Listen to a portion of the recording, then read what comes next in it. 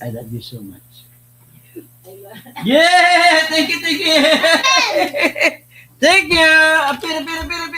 Yes! Well, pin. 5 surprises. I love you so much. Pala yun sa laging 5 para. Saan yun nakuha yung gano'n? Ganito mo bento. Di ba sa akin kay mama, I love you very much. Siya kaya I love you so much. Ako, isa pa pala yung si mother. Tawag ng tao. Ang mama, itutulong natin. Teka lang muna si Ano nagagawa? Ay, wala po padala si Jaime. Kaya mo siya, hindi ko gagawin hanggat di siya magagawa.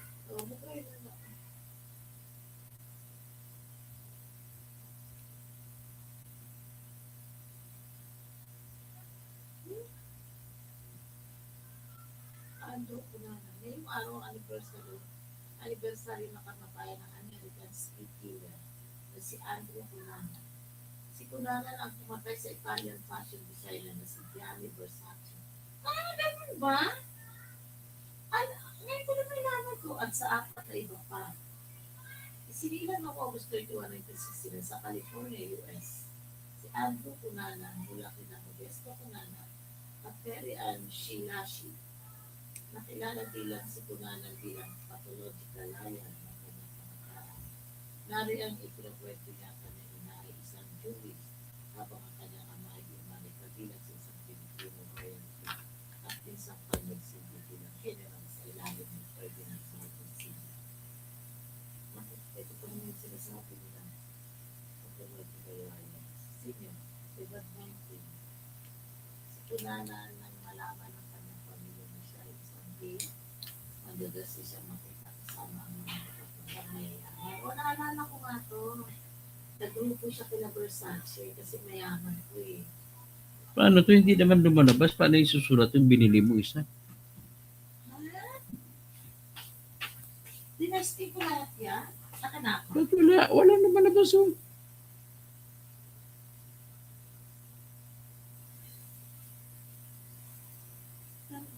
Kasi naka-stay. Hindi siya tinanggal ko stapler dito. Paano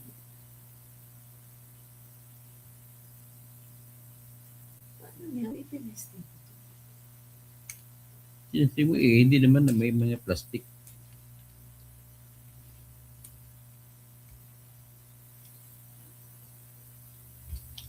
Ito lang daw. Hindi ka nasulat yan.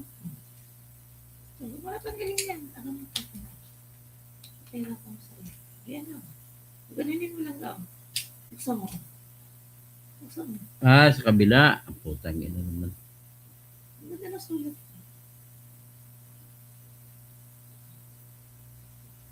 Okay ba? Kasing itim na gusto ko na itim. Ay wala. Hinahanap natin itim na itim. Kasi parang ganito na siya oh. Oo. Wala yun. Lahat tinry ko eh. Nawawala nga quality ng mga pen ngayon. Hinahanap ko rin yung gusto mong itim na itim. Na makapal. Ang sulat. Ang itim na itim siya talaga. Puro man to jail. Madaling makonto. Mahal ito. Hindi na rin bulpin na sana. Ay! Naku, naka 3 minutes na pala ako. Sorry. Umpisa na tayo po. Nawala ako sa isip. Nawala ako sa bisyo. Okay? Ang ating po pag-usapan sa ngayon yung pagka hindi po sapat na si Romualdez lang ang kakasuhan. Dapat si BBM ang ikukulong. At mind you, sinasabi ng isang political science expert, na do or die na pala ngayon na suna ni BBM. So kung do or die na suna, alamin natin anong sinasabi niya. At paliwanag natin dito, hindi po matutulog ang bansa. Hindi po makakatulog ang bansa kung nakikita natin si BBM ay nandyan. Alam naman natin ang lahat na siya dapat parusahan. At ang isa pang sinisisi ko rito, marami pong makakaliwa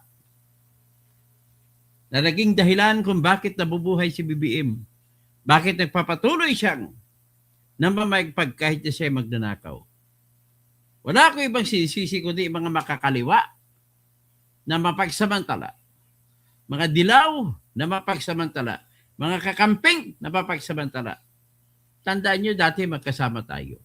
Kahit ayaw ko na sa inyo. Wala na kasing... Eto kay grandma. Okay. Nga po ko, binili ako ng ballpen. Wala na kasing sama sa kanila na napaka-pretentious. Mapagkunwari. Yes. So, wala nang magpagsamantala pa kayo sa kanila. Imagine lang kung ganito sitwasyon. Nung natandaan nyo pa ba yung pagputok ng 18 ex-soldiers, 2 Philippine Army at 16 na Marines? Natandaan nyo ba nung lumabas si Guteza para banggitin yung pag-deliver ng mga malay-malitang pera? Natandaan nyo ba sinundan ito ni Saldico na siya mismo lumabas, kinumpirma niya at pinakita niya lahat ng mga malita, mga literatur, malita na dineliver? Natandaan nyo ba lahat ng mga detalye? Like and subscribe and share and comment. Yes. Na pinakita ni Saldico na binigyan lahat, pati mga 100 billion na insertion ni BBM. Only 10 seconds repeat. Sa tingin nyo ba magagawa ni Romualdez yun na siya lang? Sa tingin nyo ba magagawa ni Saldico na siya lang? Yan po, pag kayo po ay totoong abogado na sumusunod sa kung ano ang ebidensya, prinsipyo ng ebidensya, batas ng ebidensya. Isang tanong na simplihin na natin usapin. Unang tanong, bakit nakapagpalabas si Gutesa ng ganung mga kwento? Pare-parehong kwento ni Gutesa, parehong kwento ni Saldico, parehong kwento ng 18 mga dating sundalo na dinagdagan pa ng 4 na sundalo. Ladies and gentlemen, these stories must have beginnings. Saan ba nag-umpisa ito? Wala pong maniniwala na ang isipan ay maayos na inimbento lamang ito. Napakalaki po siya, Romel Bingson, para imbintuhin. Kaya sinisisi ko yung mga vlogger na kagaya, yung namatay na yon. Sa totoo lang naawa ko din, pero wala akong amor doon. Yung mimaalis siya, pinatay. Gumawa pa kayo ng kwento na mga DDS ang pumapatay. Ngayon nagtatanong ba kayo bakit ang mga DDS ay ayaw umalis kay Sec. Duterte? Bakit lalo silang dumarami? Bakit lamang ngayon si Sara sa survey? Di nyo ba naisip yun? Number 1 siya mula Ilocos, pababa, 31%. Kasama siya number 1, 31% si Lenny. Anong ibig sabihin nun? Normally, yung mga taga-norte hindi mo mapapabuto sa Bisaya. Pero bakit sila? Isa lang pong ibig sabihin yan. Nadarama na rin nila ang hirap. Who's that? Nak, may alive ako, Nak. So, ang anak-anak, si Tita Al, tumawag. So, yan lang po ang ating tingnan. Simple lang, wag na tayo mag-imbestiga kung ano. Sa umpisa pa lang, hindi po lalabas ang pera kung hindi pinirmahan ni BBM ang budget. Pagkatapos na mapirmahan ang General Appropriations Act sa 2022,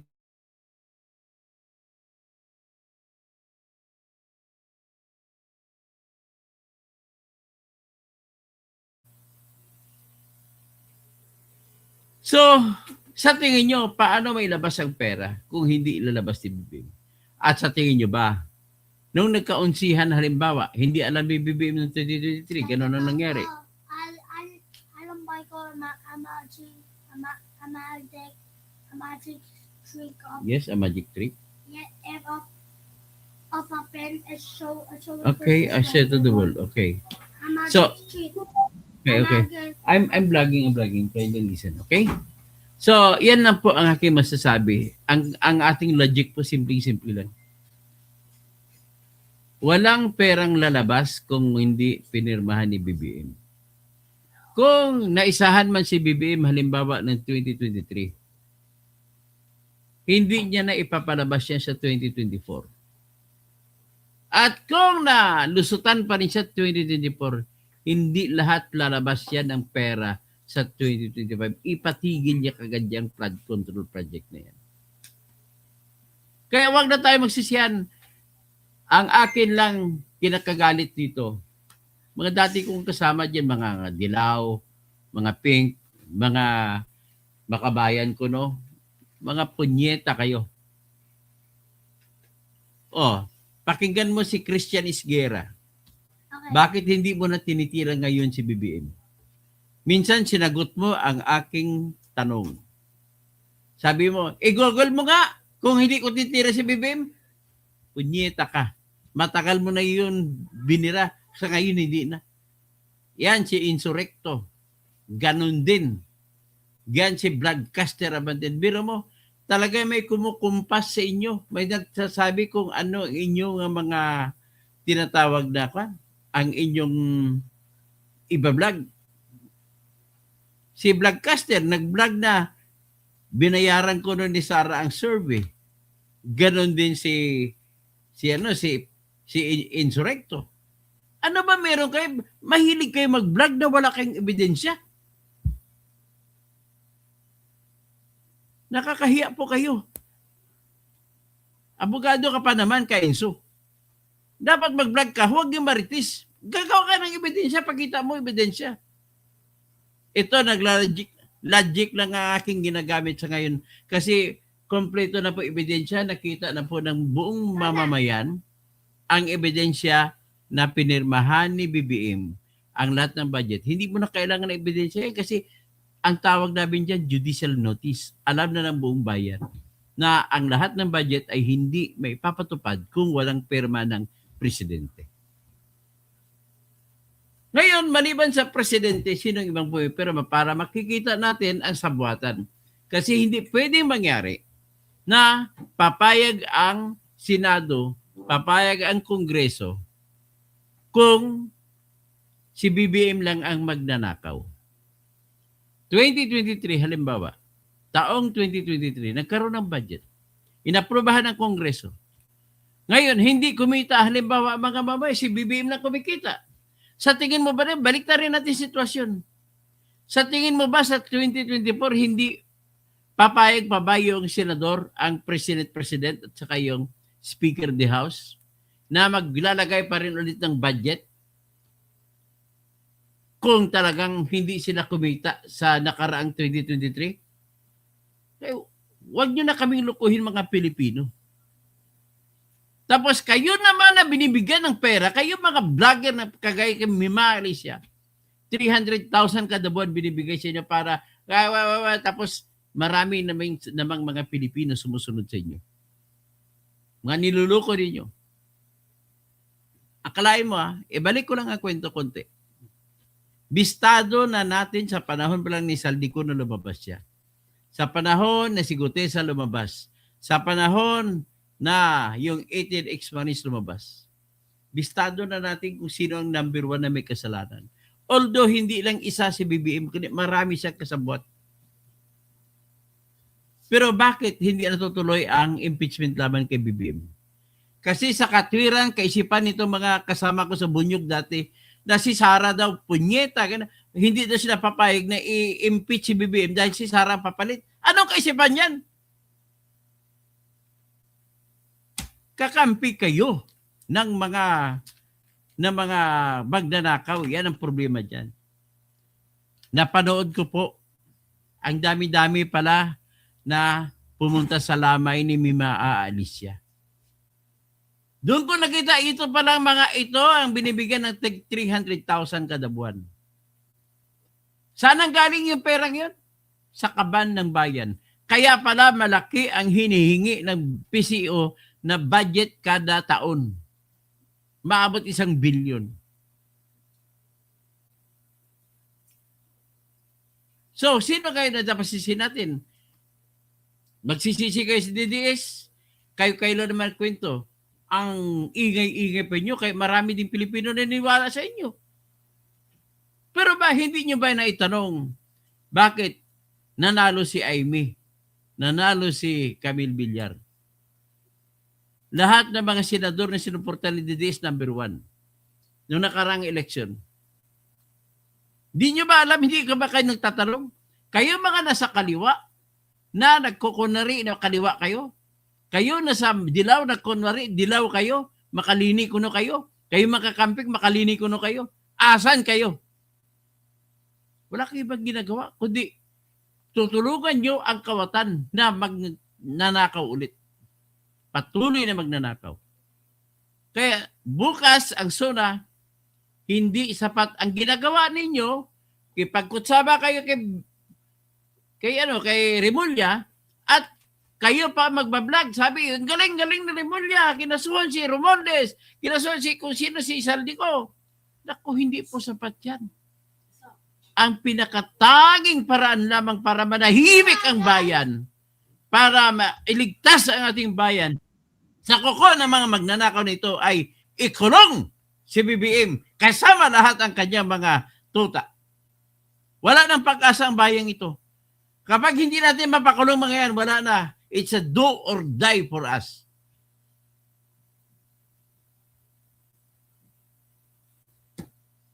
Kaya marami pong nagpapatuloy nagnanakaw. Yung iba na hindi pa nagnanakaw, magnanakaw na rin. Hindi niya kaintindihan na sila lang nagnanakaw, nakikita niya, tapos hindi nakukulong. Nakakulong kayo sa mga kung sino-sino lang. Hindi naman yun. Ang mga taong kinulong nyo, mga walang, hindi totoong kulang-kulang ebidensya.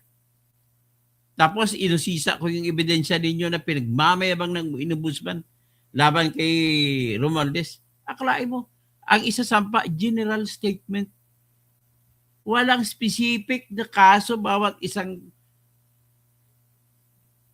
Pagdating yan po sa trial lawyer po ako. Pagdating sa trial, tumba. Hindi mo pwede gamitin ang general argument para mapakonvict mong tao sa specific na kasalanan.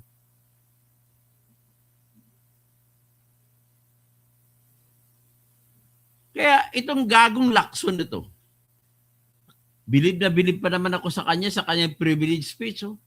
Asan ngayon yung mga taong binabanggit mo sa privilege speech at hindi nakakasuhan?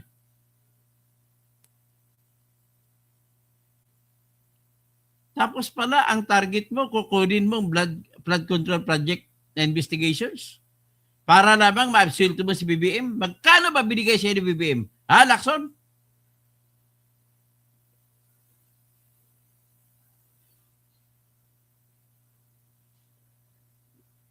Inipuan mo ng 9 na buwan ang Blue Ribbon Committee. Walang investigasyon. Punyeta ka talaga, Lacson ka.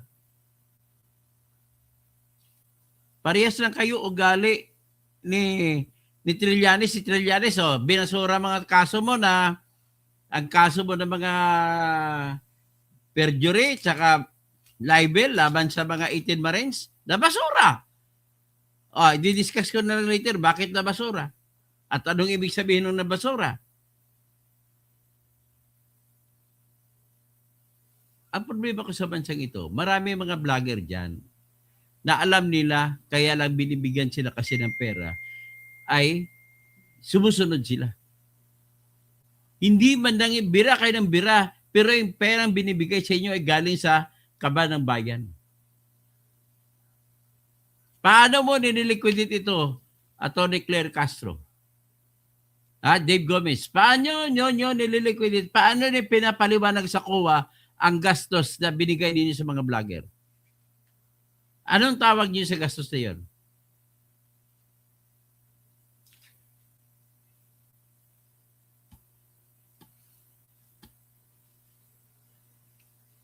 Alam mo, Arnolfo Poroto, hindi ko alam kung totoong pangalan yan. Hindi totoo na may na-addict sa fentanyl si Duterte. Bakit ko masabi? Ilang taon na siya nakasakulungan, bakit hindi naman naghanap ng fentanyl? Kwento lang ni Bongbong Marcos yan. Si Bongbong Marcos ang addict. Troll ba yan si Arnolfo Poroto? So, yan naman po ang sinasabi naman. Magsasabi, nakaraan, nagsabi siya, kayo ang boss ko. Ano ngayon sasabihin mo? Pakinggan muna natin itong analysis ng isang political analyst.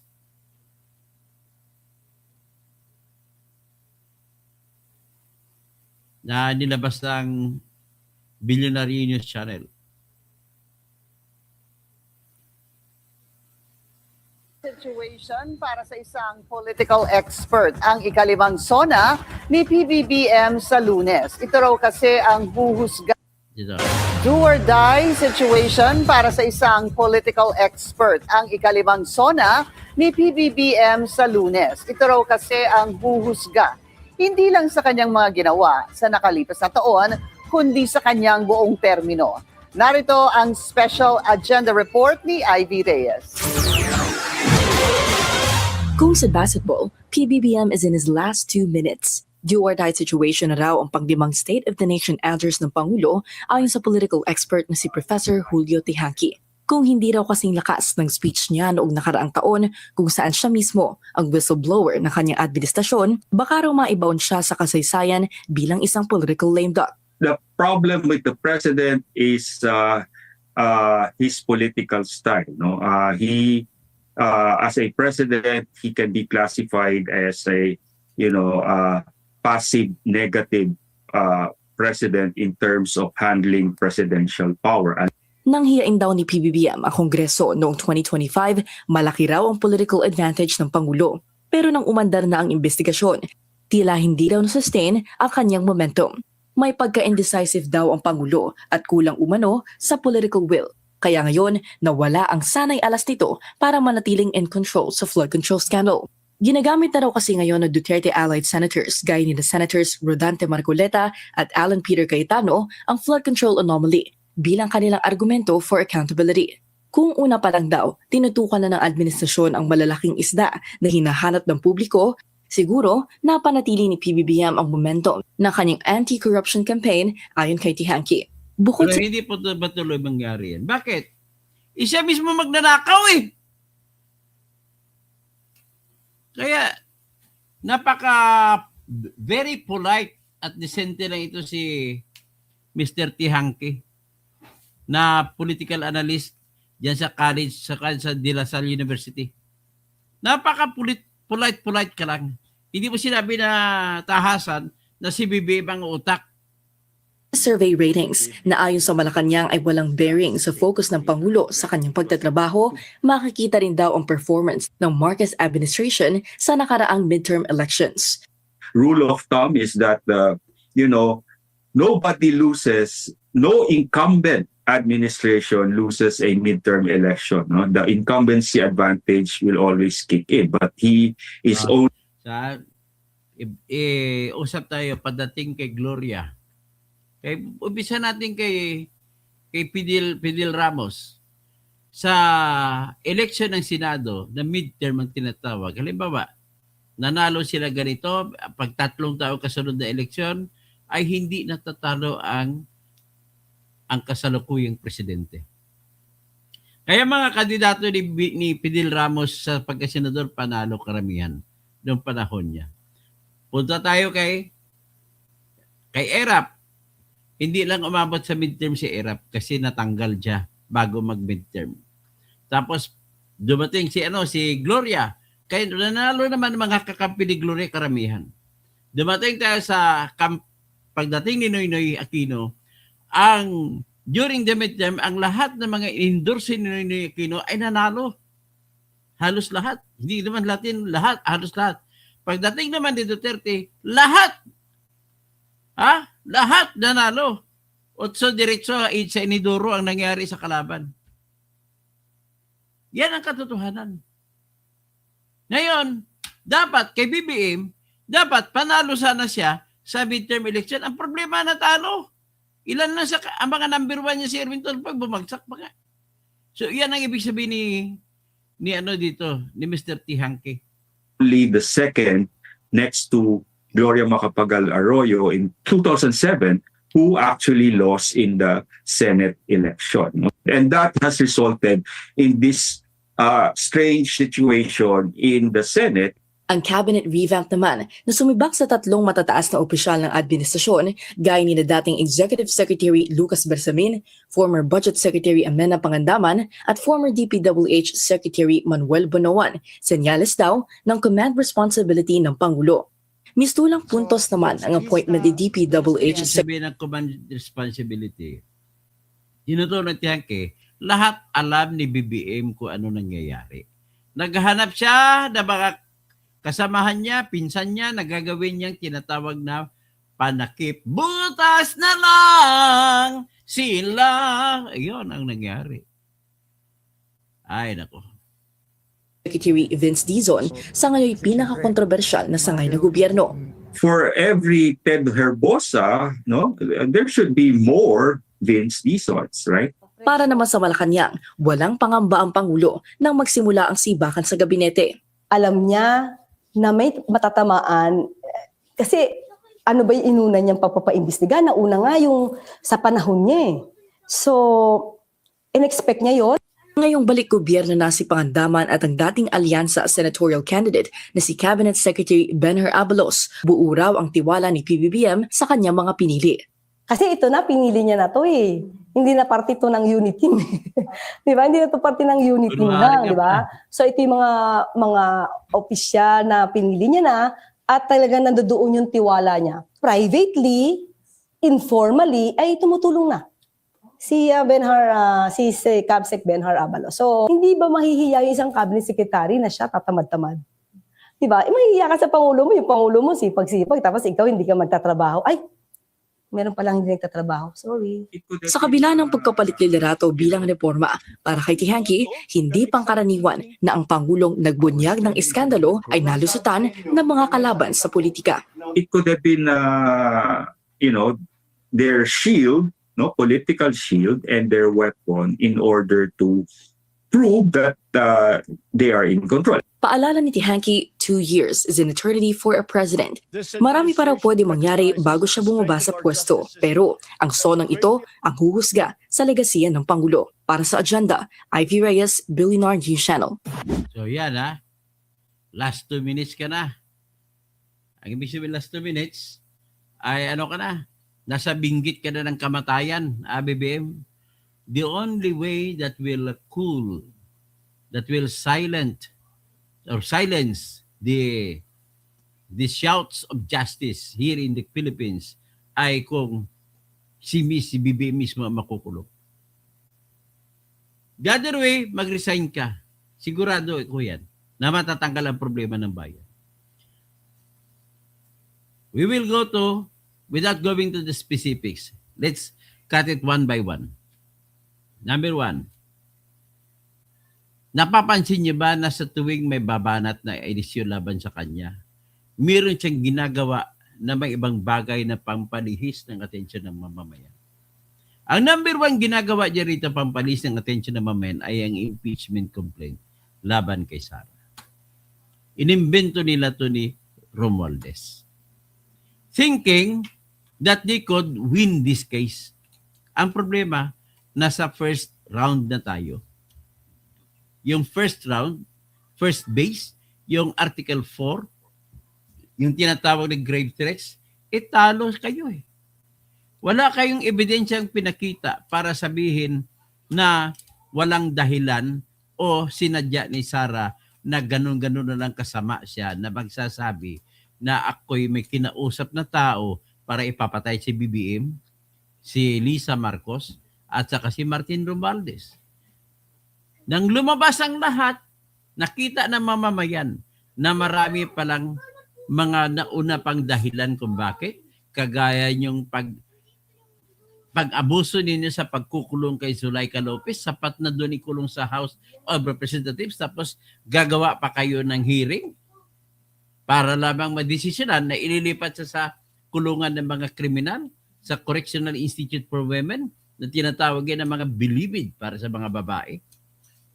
Tapos, nakita pa ron na nagsalita si isang vlogger na si Princess Maui na nagtatanong kay Sara Duterte, anong gagawin mo? Sapagkat kung totoo man itong sinasabi na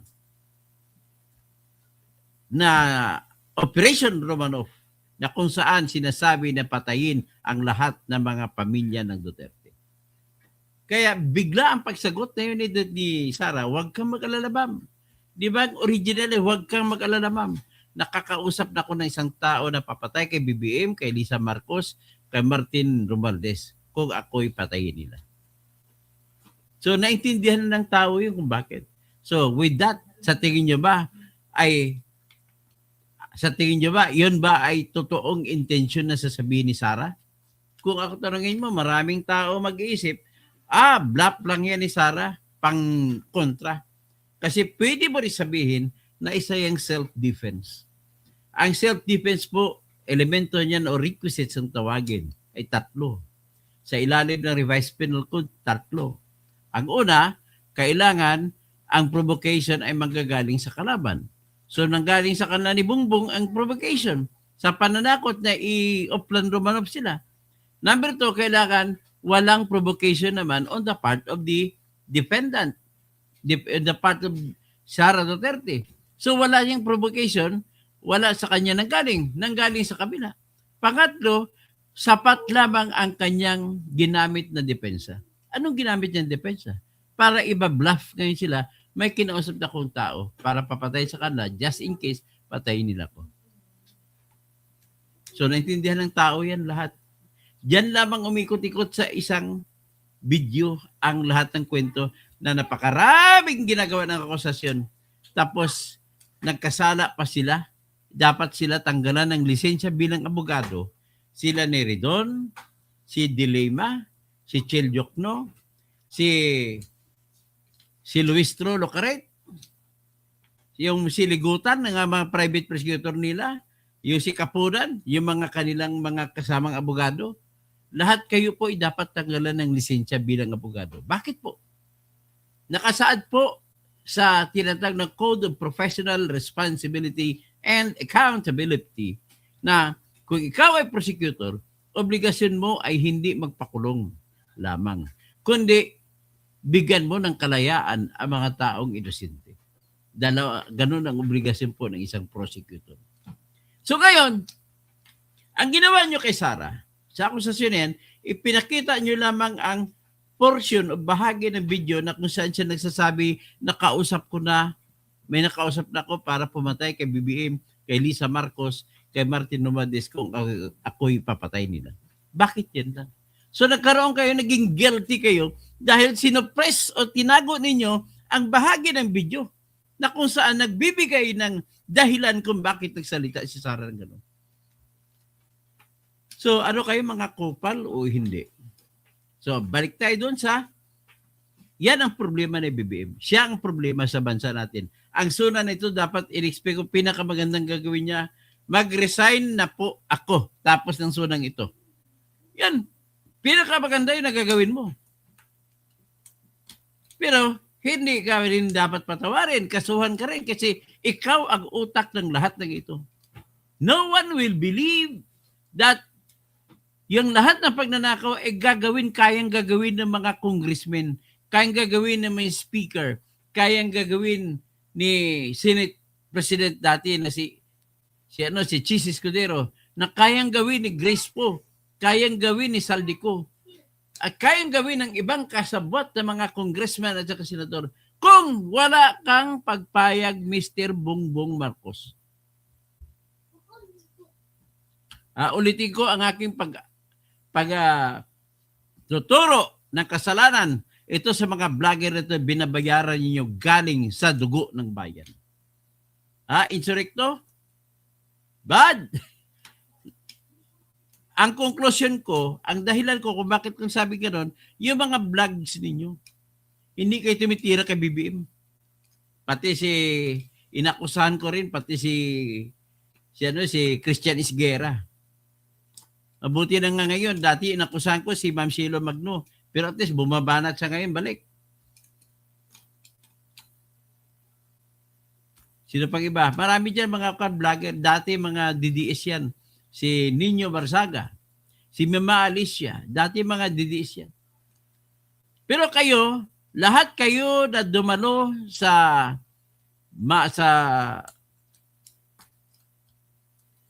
funeral ni anong tawag diyan, sa lamay ni Mima Alicia, ay kayo doon lahat ay nakataknap ng pera. Kita mo, pumunta pa doon si Auntie Claire Castro para magsalita lang sa eulogy para kay Mima Alicia. Bakit? Ang boss B daw tinatawag, sabi ni Teacher Mark Reacts, ay si Nino Barzaga. Yun na nag-ikot, nagbibigay ng pera sa lahat ng vlogger na kagrupo niya. At siya nagbibigay ng topic kung ano pag-usapan. Kaya napansin niyo ba, yung mga vlogger na yan, napansin niyo ba, ladies and gentlemen, na nagkasabay-sabay yung topic? Bakit nagsabay-sabay naman ang topic nitong nagbayad ko na sa survey? Si Enzo Recto at saka si Bad, ganun ang tinatopic nila. Bakit? Paano ba naman, kaya ba ni Sara bayaran yung survey na nag-number 1 siya?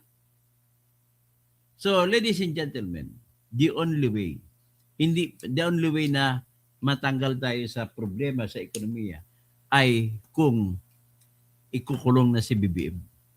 O hindi kayo mag-resign siya. Hindi sapat po na si Romualdez lang kakasuhan mo, tapos general accusation pa. Nako, walang. Tapos kakasuhan mo yung Uswag Ilunggo Party List na si Jojo Ang. Nako. Bakit si Gardiula hindi yung kasuhan? Bakit? Marami-rami dyan. Si Eric Yap, Edvic Yap, dahil kakampi ni Erwin Tolpo, hindi nyo kakasuhan. Bakit si Ralph Windel Tolpo na anak ni Rafi Tolpo, bakit hindi nyo kasuhan? Bakit si Arjo Atayde, konfirmado na billion ang ninakaw, hindi nyo kakasuhan? Hindi niya may paliwanag ang mga billion na wala. Ganon din si Patrick Vargas. Bakit? Yan lang po nagpapatunay, BBM, na wala kang sinseridad. Ikaw ang problema, hindi ang Pilipino. Ngayon may issue pa tayo dito ngayon sa Paxilica naman. Kung ako naman Paxilica, hayaan muna natin yan. Wala pang klaro yan. Pwede pang pipinuhin yan. Pero kung ako tanongin mo, I'd rather trust the Americans in implementing Paxilica than the Filipinos. Kaya nga, mali si President Manuel Quezon na sinasabi niya, I'd rather like the Philippines run like hell by Filipinos than run like an angel by the foreigners. Saan ka ba nakakuha ng ganong argumento? Kung naabutan na kita, kung nabuhay lang, minumura na kita, President Quezon eh. Ay, buhay. Ano pa bang, ito naman si Lacson. Tatakay natin. Si Panfilo Lacson, kanyang mga privilege speech. Pero putang ina, hindi naman hanggang doon lang. Hindi, wala naman. Sa La Union, hindi niya binanatan. Hindi naman nabanatan ng gusto doon sa Oriental Mindoro. Ano lang, good time lang tayo nito ng mga kanyang privilege speech. Bilib ako sa privilege speech niya, ha? Ayan, balikan natin ang privilege speech ni Lacson. Systemic problem in our country. One that submerges our nation not just in floodwaters, but in depths of corruption. In the course of our research and investigation, we encountered several words. Their meanings we could not find in the dictionary. So, we looked somewhere else. Alas, we found them in the corruptionary. We have a saying, A leaky roof today is a ruined home tomorrow. Thankfully, President Bongbong Marcos himself has taken decisive steps to plug the leaky roof as a determined follow-through. Okay, hanggang dyan lang. Kwento na kwento. So nais ko lang i-address itong si Arnold Puruto. si Jolie Tada. Bakit daw naging DDS? Sinabi ko na kanina ang dahilan. Bakit ako naging DDS? Bakit ako manatili sa dilaw? Sige nga. Sa kakamping. Bakit? Sa mga makabayan. Sila sumusuporta kay BBM. Silang dahilan bakit nabubuhay si BBM. Tarantado ka talaga. Puro dati mga pink, mga dilaw, dati, anti-Marcos yan eh. Dati loyalista, Marcos pa rin. Kayo, gayon, Marcos na rin. Yan po ang inyong ugali ngayon. Nagalit ako nung pinapalakpakan pa nila yung mag-aresto kay Duterte na walang warrant of arrest. ICC sa cellphone lang. Dapat yun dinaan yun sa ating korte. Kaya, ikaw lang ba nagbanggit na full survey? Anong asan ebidensya na full survey? Number 1 talaga, Sara. Ito, pakita ko sa yung sa London nga lang eh.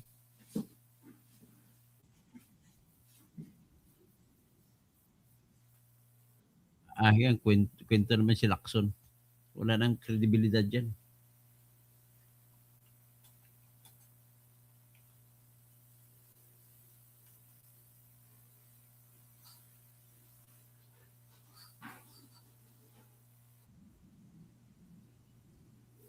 Ito. Compact ito. Bakit ang London punong-puno sa London, England? Kwento kayo ng kwento. Kaya number 1 si Sara, kagawa kayo ng kwento na peke ang survey. Wala naman kayo ebidensya na peke. Panay kayo kwento. Ayan. Ito litrato sa London yan. Wala na ito.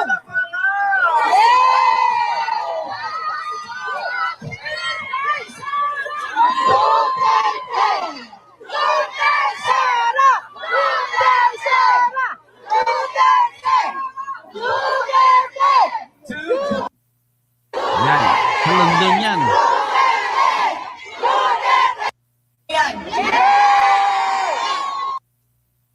At sa aking mga kasamahan sa Office of the Vice President, sa inyong patuloy na pagtitiwala at suporta sa amin. Kahit na hirap yung opisina namin at maraming batikos at paninira sa OVP. Mula sa aming lahat, maraming salamat sa inyong mga kababayan namin. Lalong-lalo na sa dasal ninyo. Mga buhaya,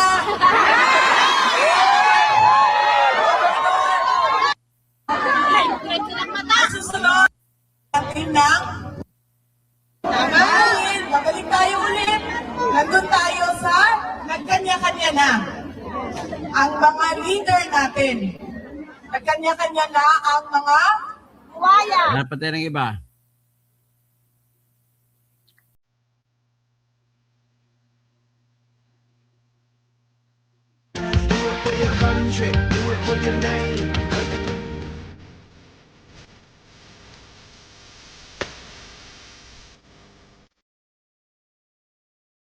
Ano pa bang iba?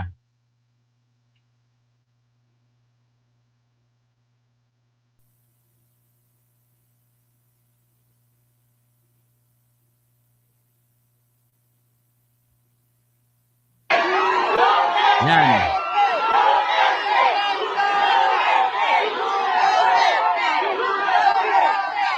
Sa London yan, London. Yan ba piki na survey?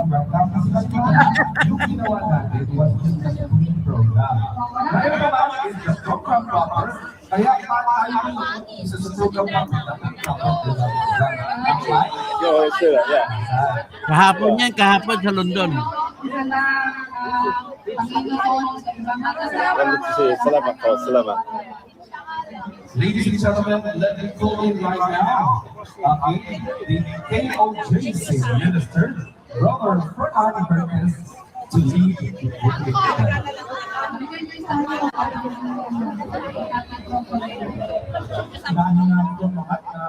So anyway, ilalabas na natin yan. Yan po yung nangyari sa London kahapon. So as of now, ang mensahe ko lang ay ganito. Dead or alive na ngayon si BBM sa kanyang last zona. So, kung hindi pa siya makakalusot dito, aywan ko lang. Kung makakalusot pa siya. The only way na magtatahimik ang kaluluwa ng Pilipino ay kung makulong si BBM. Kahit anong baliktarin nyo ako, hindi ako maniwala na si Romualdez lang ang nagnakaw dito. Ha? Ang pumatay po kay Mima Alicia, ang totoong kwento dyan ay ganito. Langga, may boyfriend siya. May anak sa boyfriend niya yun, 4-year-old. 4-year-old, hindi years. 4-year-old. Tapos, nagkahiwalay sila kasi binubugbog siya lagi nitong kanyang boyfriend.